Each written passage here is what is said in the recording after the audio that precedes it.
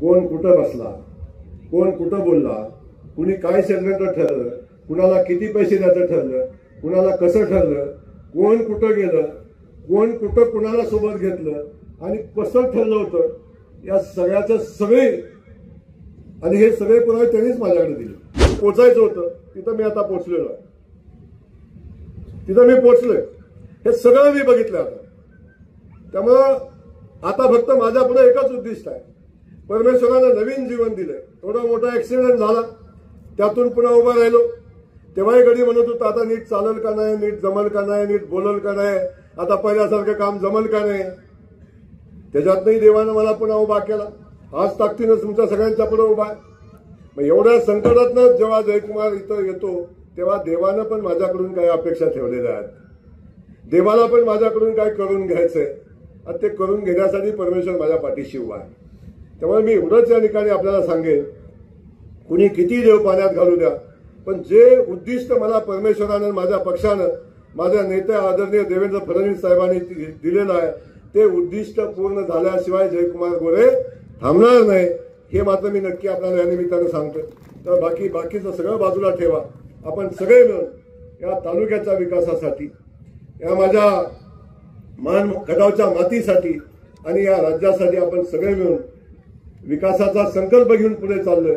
त्या संकल्पात आपल्या सगळ्यांच्या आशीर्वादाची आवश्यकता मला कायम आहे, हे या दिवशी मी मनापासून सांगेन. पत्रकार बंधू बसले होते, बोलताना त्यांना वाटलं मी कुणा बोलतोय का काय, कुणाला सांगतोय का काय. काळजी करू नका, आता मी ठरवलंय बोलायचं नाही, आता कार्यक्रम करायचा ठरवलेला आहे. त्यामुळं जे काय घडणार आहे ते घडणार आहे. तेव्हा अनेक लोक सांगतात की मी नाही बाबा त्यात, मी नव्हतो बाबा त्यात, सांगतात सगळेजण. माझा काही संबंध नाही बरं का. परवा तर एक गडी पाक घरातनं कुणाला पाठवून दिलं आणि साहेबांच्या पाया पडले. माझा काही संबंध नाही बघा त्यात, आम्ही काहीच केलं नाही. पण कुणी काय काय केलंय याचा सगळ्याचा सगळा हिशोब माझ्याकडे आहे. आणि सुदैवानं बघा कशी वेळ असते, नियतीनं 10 षडयंत्र माझ्या विरोधातली केली, प्रत्येक वेळी मी सहन केलं. पण जेव्हा 11वं शेवटचं षडयंत्र जेव्हा माझ्यावर आलं, त्या षडयंत्राचा प्रत्येक शब्दाचा पुरावा आज माझ्याकडे आहे. कोण कुठं बसला, कोण कुठं बोलला, कुणी काय षडयंत्र ठरलं, कुणाला किती पैसे द्यायचं ठरलं, कुणाला कसं ठरलं, कोण कुठं गेलं, कोण कुठं कुणाला सोबत घेतलं आणि कसं ठरलं होतं, या सगळ्याचं सगळे आणि हे सगळे पुरावे त्यांनीच माझ्याकडे दिले. आता वाट बघतोय फक्त कुणाचा कार्यक्रम कधी लागतो, एवढाच विषय. अनेक जणी जाऊन फडणवीस साहेबांच्या पाया पडले, आम्हाला वाचवा म्हणून सांगितलं. माझं एवढंच सांगणं आहे, जयकुमार गोरेच्या दम आहे सगळं सहन करायची. सगळं भोगलंय, सगळं सहन केलंय. जयकुमार गोरेनं सहन केलं ना, त्यातला 1% सहन करून दाखवा, 1% सहन करून दाखवा, 1%. आयुष्यभर संघर्ष केला आणि आयुष्यभर संघर्ष केला, सत्तेच्या विरोधात केला. तिकडे सत्ता असताना माझ्याकडे काही नसताना मी संघर्ष केला आहे.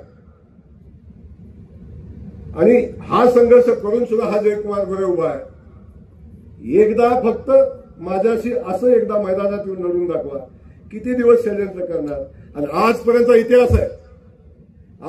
इतिहास आहे, षडयंत्र करणारा कधीही युद्ध जिंकू शकला नाही, लक्षात ठेवा. मग शकुनी मामांच्या पासून आजपर्यंत, रावणापासून आजपर्यंत इतिहास आपण बघा, षडयंत्र करणारा कधीही युद्ध जिंकला नाही.